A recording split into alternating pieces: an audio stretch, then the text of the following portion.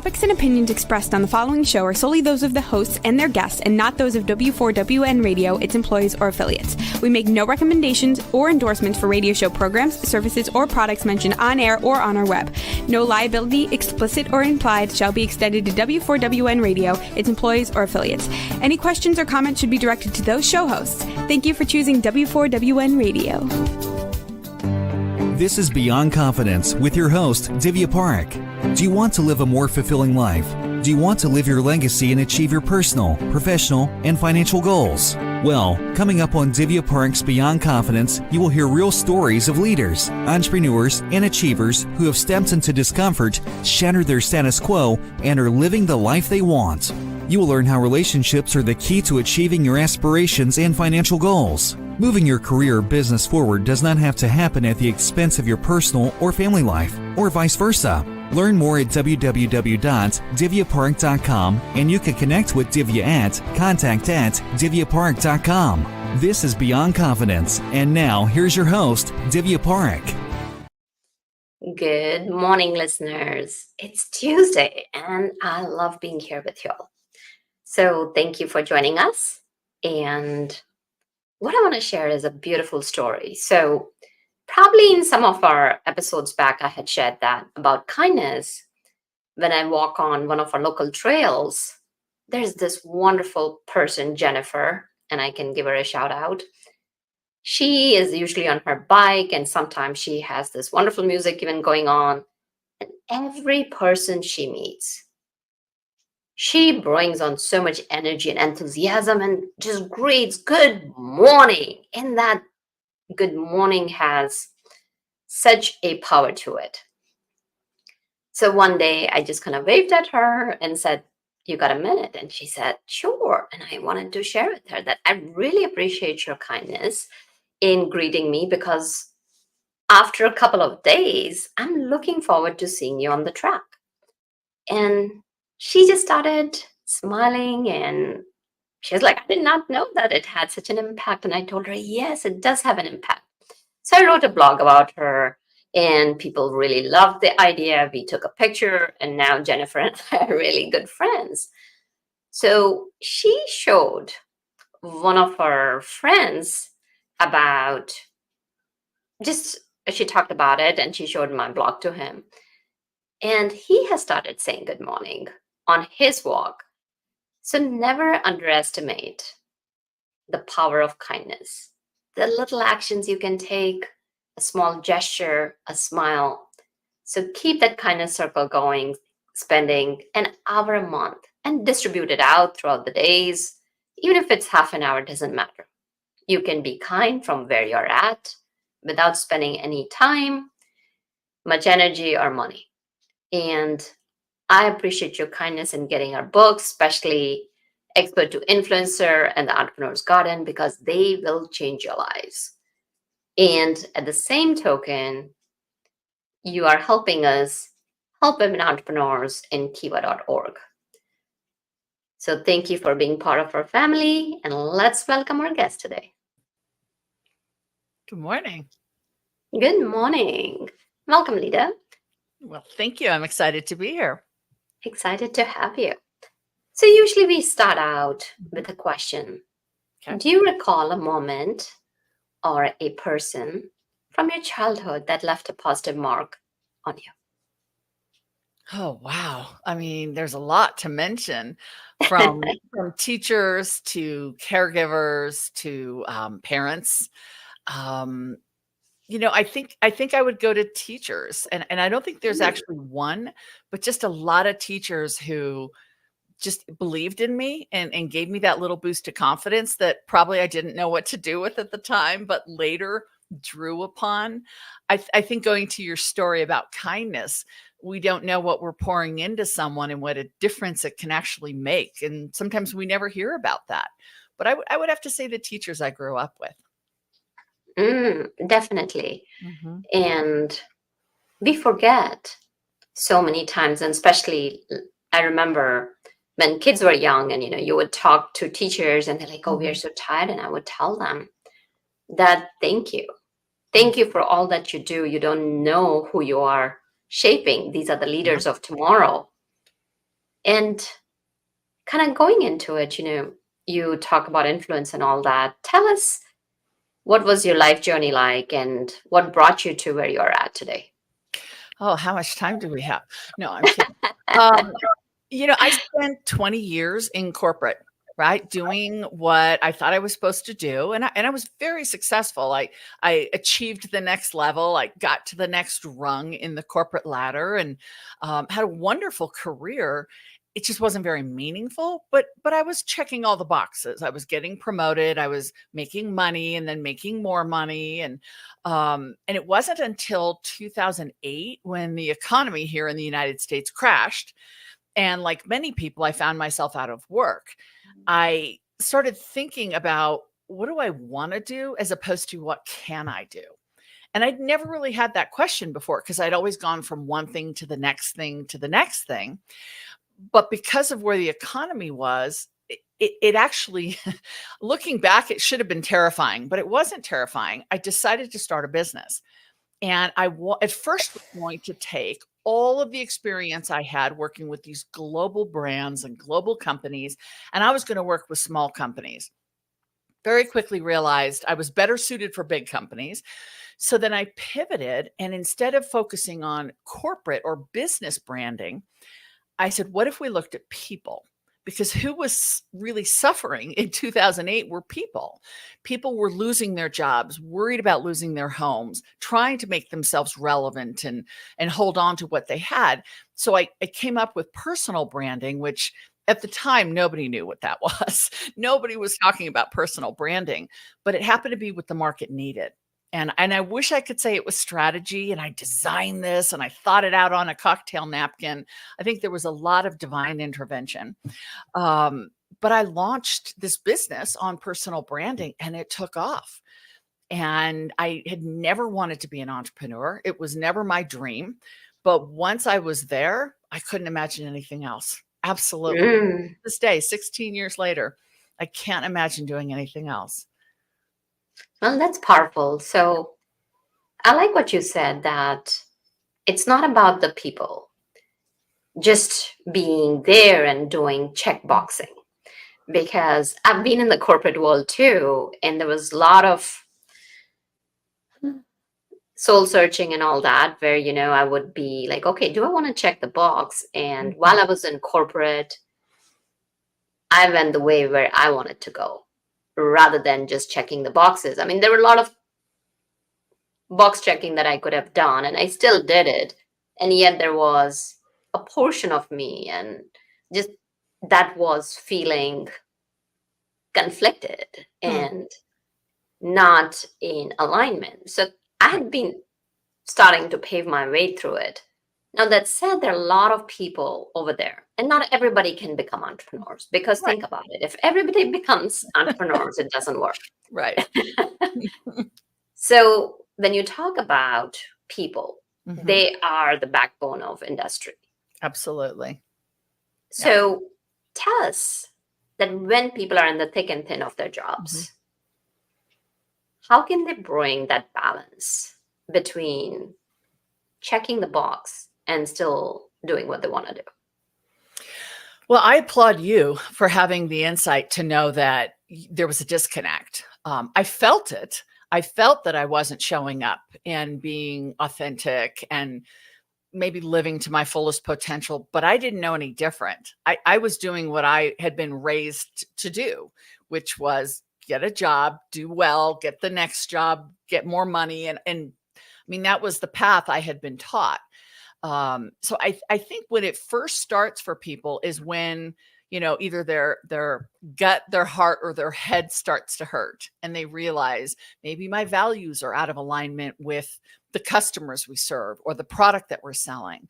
Maybe my heart just isn't in this work anymore. And there's that disconnect, as you talk about, starts to form. And listening to that is powerful. I think today we do encourage people to listen to that. When I was growing up in the corporate arena in the 90s, that really wasn't the mantra, if you will. So listening to that and saying, just because I can doesn't mean I should. I could do the work I was doing and I was good at it and I got rewarded for it. But it doesn't mean that's what I should do. It doesn't mean that's what I was capable of. And I think to people listening, saying, what if there is something more?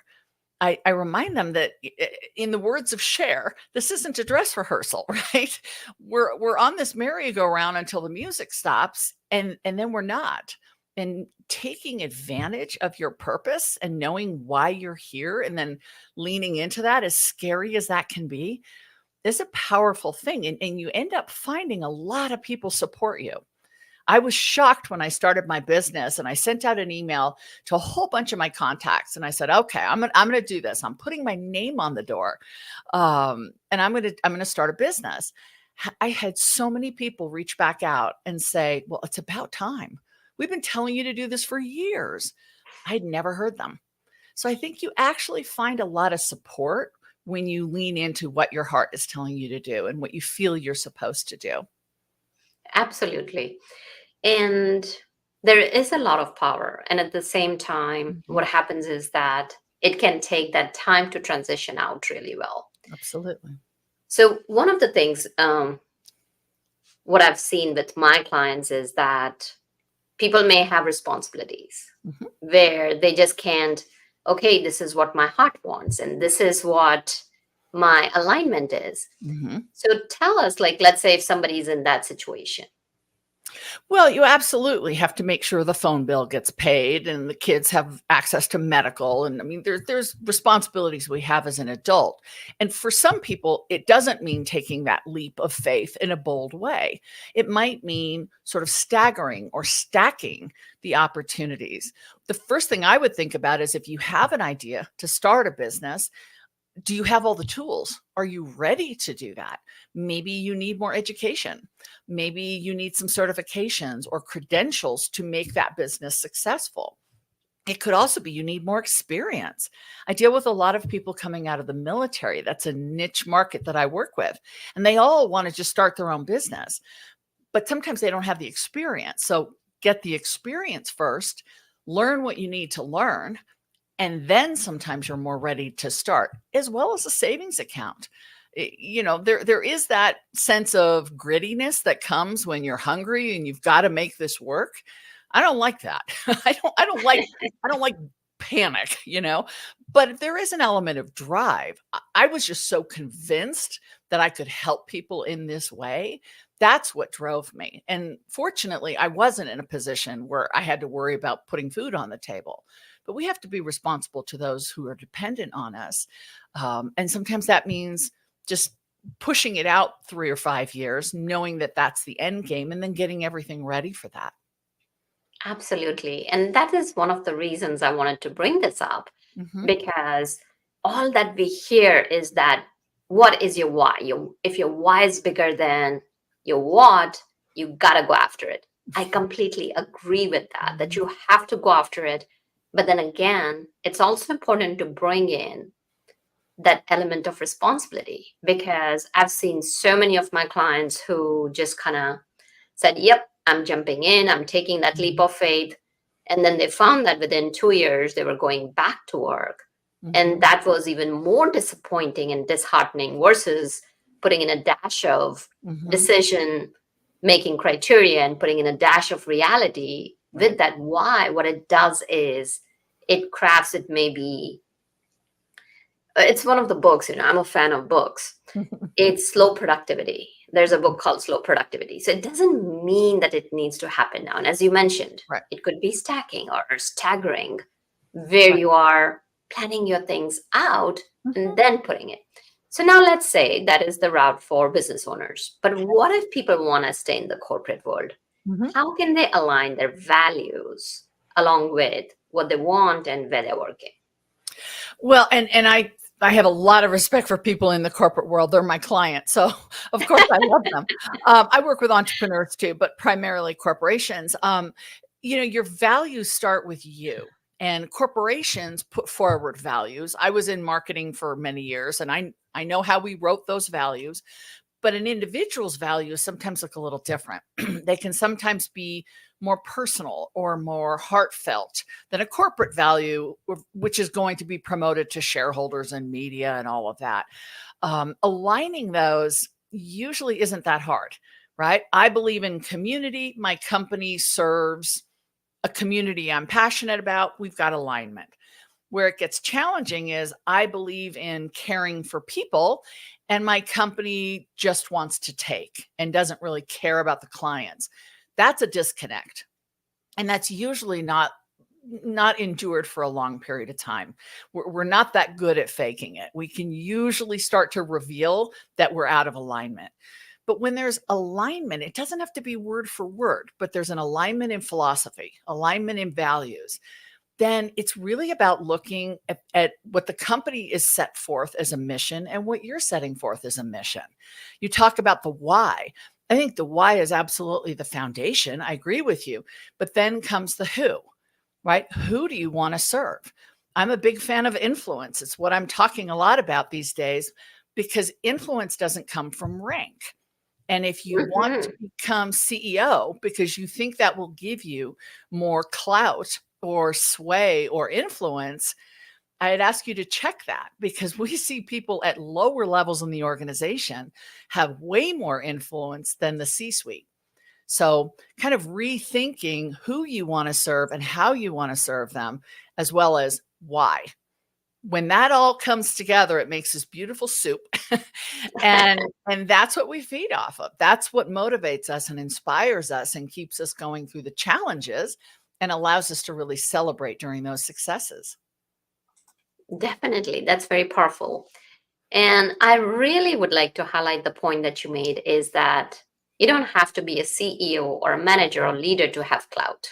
Right. You can have a clout right there.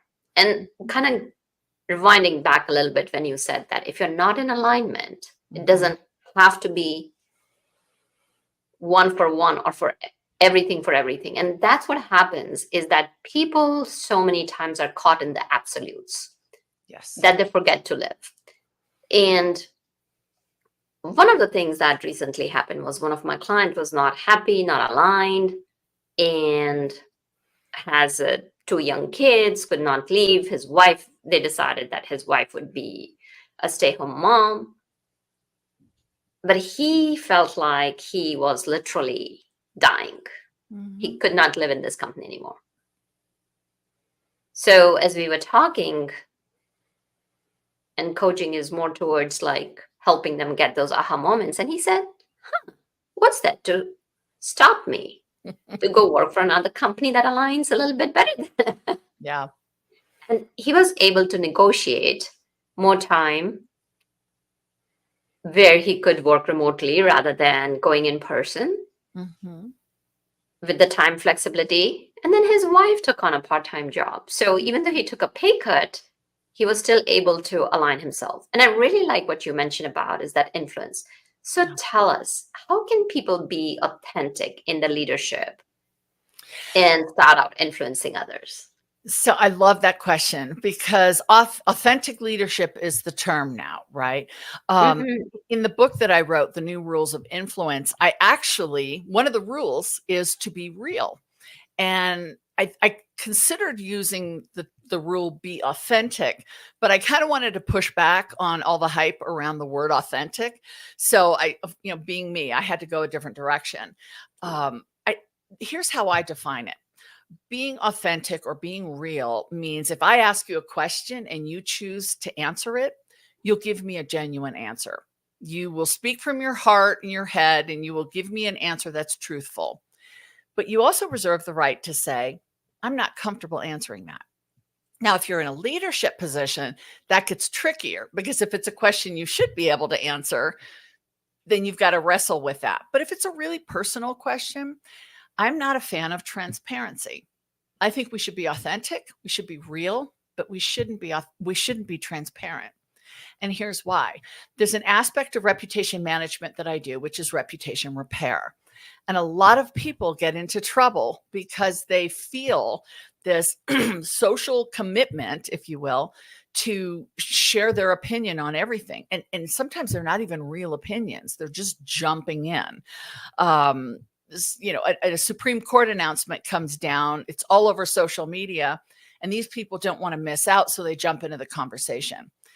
That's challenging because once you put it out there, you can't pull it back.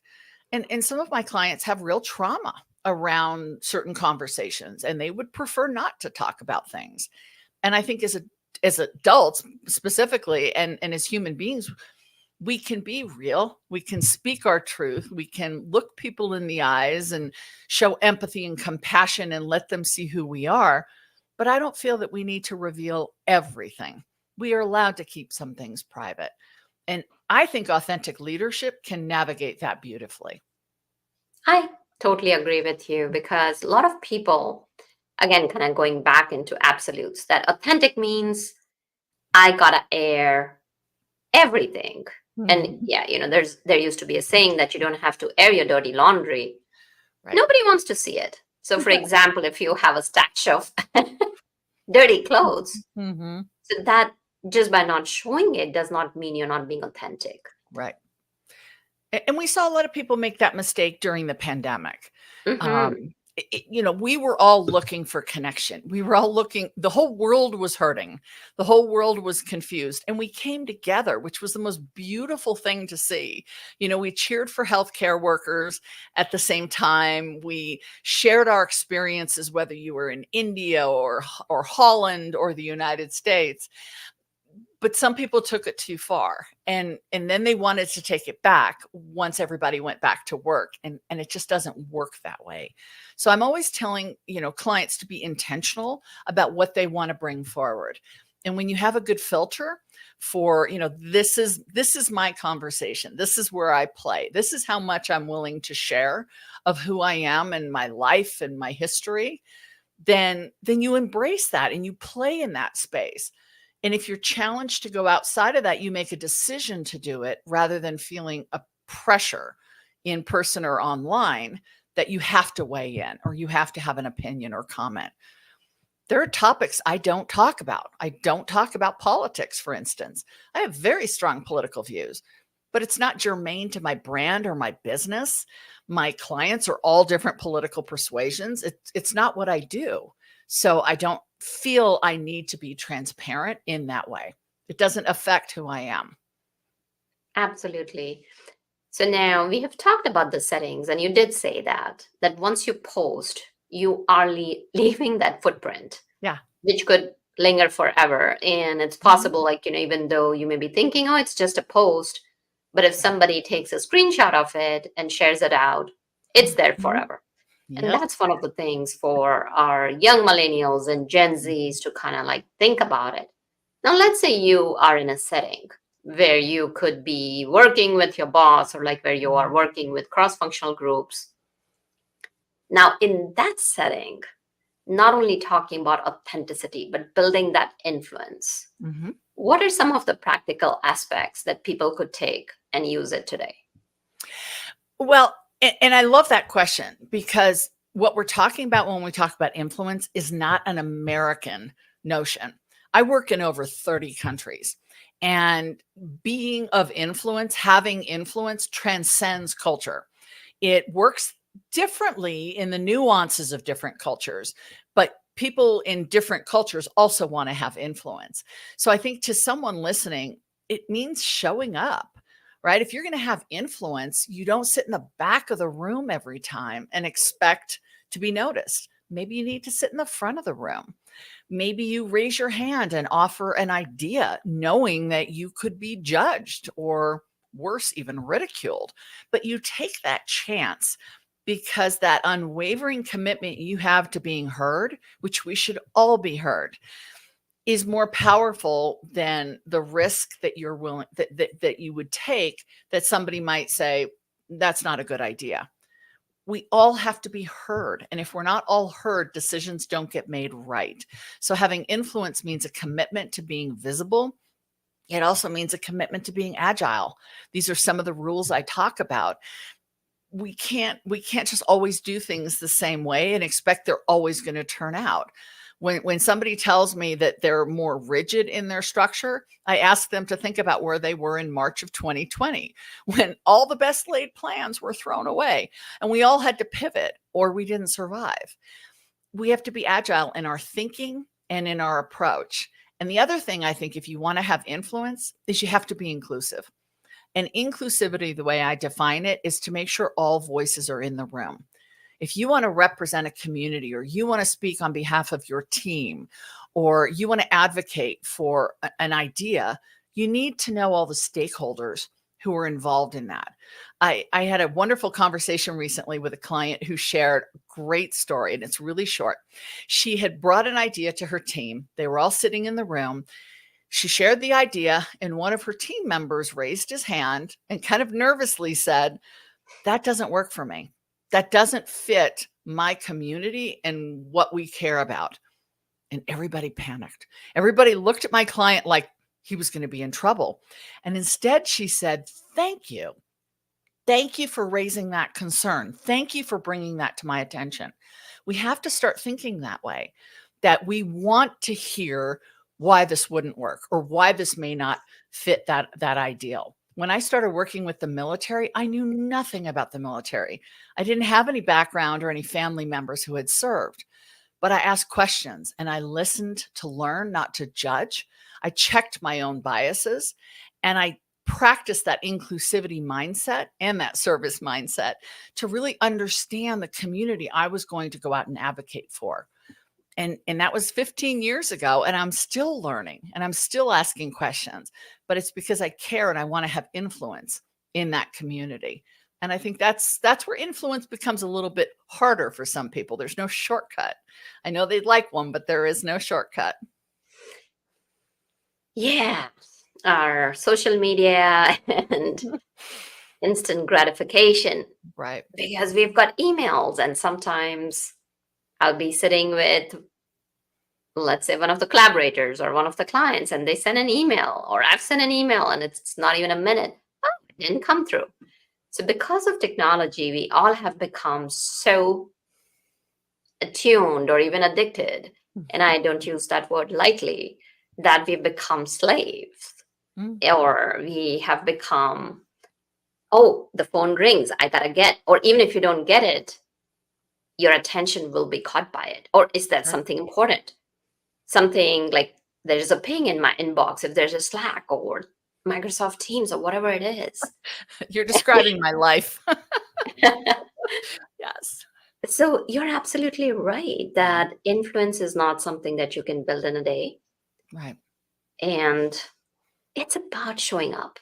Yeah. What you said, very powerful, showing up, and also creating that culture. Because when you talk about inclusivity, let's say if your client had shot down the idea, then that person would not have had the courage to speak up again, versus she created that culture. So what can people do when the leaders are not inclusive?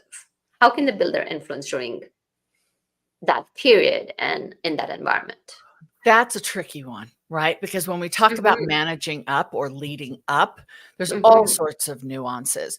One of the techniques I use with an international client of mine who is really struggling with that leading up, how do I believe these things, I practice these things, but my boss doesn't, is to put yourself in their position first. Is there a reason they're not, right? Instead of assuming we know that, or believing we know why this person isn't bringing the right people into the room, is there perhaps another reason? It's remarkable what can happen when we turn the lens around and we start to imagine something from someone else's perspective. And if you can't do that by yourself, get a friend to do it with. Grab your spouse or your partner and just say, here's what I'm dealing with. What's another scenario that could be happening beyond the one I'm telling myself? And then once you have that, start to see if there aren't ways to make inroads. You might, for instance, say, dear boss, I see that we have this meeting set up for Friday. I noticed, John and Nimesh and Divya are not on the meeting. I think it would be important to have them there. and see if you can't show or lead your boss to understanding why inclusivity matters, why those voices will contribute. And they may say, all they're going to do is complain. I don't want to hear the complaints. There could be something in there. So let's set up a second meeting with them so we don't distract from the first meeting. So we make sure that we consider what they might tell us. We can't know unless we ask. So sometimes leading your boss gently, right, so they don't feel threatened, is a powerful way to do that. And understanding anger, for instance, is often fear disguised. Resistance is often fear disguised. So what are they afraid of? Have they done this before and it didn't go well? Consider from their point of view what they might be experiencing. It's often better to show than to tell. Absolutely.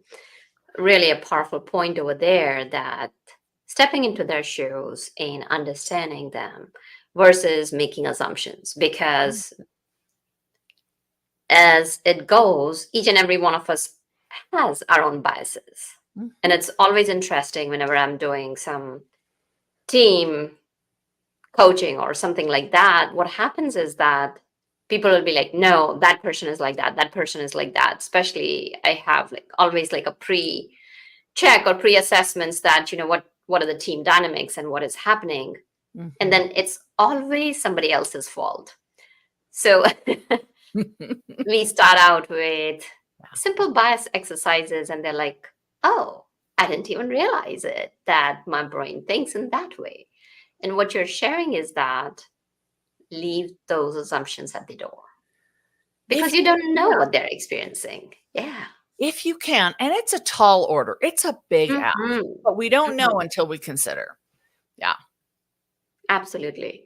No, very powerful point over there, like how to lead up. So now, as we are talking about that, sometimes what happens is that unfortunately, as the stats show, that 90% of the people leave their jobs because of the boss. And what message might you have for people who are the boss and sometimes can be toxic, or sometimes if they've transitioned from IC to being a boss, they're micromanaging? It's not easy being a boss. Let's face it. Yeah. but I think there's a difference between being a manager and a leader. And the way I describe that is, a manager is responsible for getting things done, right? A manager checks the boxes, makes sure things are on time, make sure people are doing what they're doing and they're performing at or exceeding expectations. A leader has a different philosophy. So you mentioned earlier, authentic leadership, right? A leader is going to make sure work gets done, but also have the big picture and be able to inspire and motivate their team, because they're showing them where they're headed, right? It's not just about getting to Friday. It's about making this, customer experience better, or making this product launch more successful, because this is what it will mean to the community we serve. So a leader has a very different attitude. And what I find is a lot of people leave managers, but leaders, if they do it right, will have people follow them. We don't have to like our leader, but we should have credibility with that leader. We should trust that leader. They're consistent in how they show up. So again, we have examples in this country of leaders who are not liked, but we know what we get with them. So we can do business with them, we can transact, we can support them, because there's a consistent behavior. We don't feel it's erratic. We're not going to get surprised. They have a service mindset. They really care about doing the right thing for who they serve. They're specific and they're vocal about that. Going back to our earlier conversation about values, if your values don't line up, if you believe fundamentally in a set of values that is so different from your leaders, it's probably going to be short term. But if you can find a way to understand theirs and understand what they believe in and why and where they're headed, and you like that idea, tolerate maybe some personality quirks that aren't your favorite cup of tea. I have a client who has weird body language, just really off-putting body language. And mostly the women on his team find it distracting. but this person is leading an organization to a much better future and taking a community with them, and people can put up with body language. So Mhm. ask yourself, is it the manager side or is it the leader side? And maybe you're better off working with a manager and you are looking for a leader. Maybe you're better off working for a leader instead of a manager. Very relevant points. And what I really like that you said was, you don't have to be liked. Yeah. Earn that trust, earn that credibility. So people know that and when you talk about that trust and building that reputation, people know that, yes, my boss or my leader or manager, whatever we want to call the title, may tell me something that I don't like, but they will not lead me in the wrong direction. And Right. that's huge. So that's very powerful. Are there any quick tips that you can give to our audience that they can run with it? Well, I would say, and it's not an easy thing to say, I care more about being trusted than being liked. Because let's face it, we all want to be liked, right? We don't want people to not like us. We're human beings. We've got hearts beating in our chest. Right. But I would say if you're a leader, if you are the boss and you want to make sure your team understands why you do what you do, you've got to share that with them. It doesn't mean crying at every team meeting, but it might mean sharing with them your origin story. How did you get here? It was one of the first questions you asked me. That sets the stage for understanding what comes next. So if you're a boss, share with them, share with the people around you how you got here, why it means so much to you to do the work you do and to have the team in place that is supporting you to get there. Let them see the emotion behind that story. Storytelling is so powerful. If you work for the boss and you're in that position, maybe you're junior in the company or you're just a new hire, let them know why. Tell them your story. Why did you take this job? Why is this company attractive? Why is their leadership style or their backstory something that draws you in? We connect with human beings at the story level. And I think sometimes using more story, if you have to share data or you're proposing a new project, put it in a story. Talk about a customer experience that really drove this need home for you. From the boss down, from the employees up, I think stories are really powerful. Oh, absolutely. I love stories, and stories is what creates the fabric of the culture of any organization. And when you connect at the storytelling, or when you're sharing a bit about yourself, as you mentioned about the origin, or it can be anything like, when you're sharing your why, going back to that why, which is so powerful, it forms that deeper connection. And when there is that deeper connection, then that trust will automatically either bring the respect or liking. And, in some instances, you may like your boss. In some instances, you may not, because as a leader, sometimes you have to make decisions that may not be popular. Yeah. So it's bringing that balance. That's very powerful. So share with our listeners where they can connect with you. How can they contact you? Well, I'm pretty much on every social media platform out there. I'm very active on LinkedIn under Lida 360 or Lida Citroen. And my website is really where we hang all the new exciting announcements. We just published the book, have a lot of exciting things going on Lida 360, which is my website. And that's LIDA 360. Well, congratulations on your new book. Where can people find your book? Anywhere books are being sold. And interestingly, the book is doing really well internationally. So if you have listeners or people watching that are overseas, definitely check out local bookstores. We haven't gotten it translated yet, but that's hopefully on the agenda. And of course, there's Amazon. We love Amazon. Oh, absolutely. Absolutely.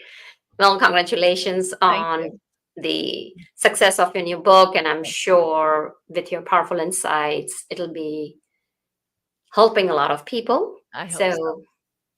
Thank you for joining us. Thank you. I really enjoyed the conversation. Thank you. Absolutely. And thank you, listeners, for being the heartbeat of our show, because without you, the show would not be possible. Thank you for being so open and sharing your thoughts and asking us, what do you need next? So we are here to serve and support you. So let us know. Keep on reaching out to us and letting us know how we can be there for you. So also want to thank Juan, because he is the bane of our all technical stuff, and technical stuff is not that easy. So thank you, Juan. Be well and take care until next time. Bye. Thank you for being part of Beyond Confidence with your host, Divya Parekh. We hope you have learned more about how to start living the life you want.